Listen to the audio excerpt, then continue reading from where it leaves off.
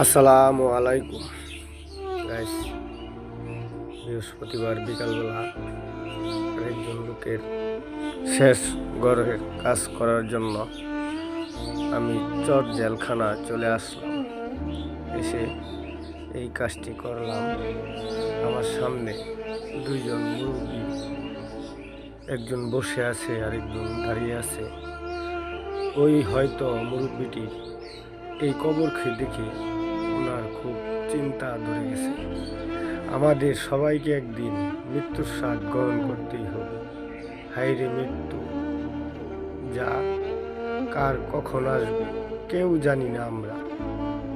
তাহলে আসেন আমরা এই কবরকে দেখে না সবসময় মৃত্যুর কথা স্মরণ রাখলেই এই কবরের হাত থেকে আমরা রক্ষা পাব।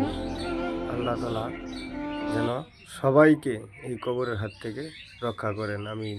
মাটির বাড়ি, মাটির ঘর, মাটির হবে বিছানা, অন্ধকার কবর হবে আসল ঠিক।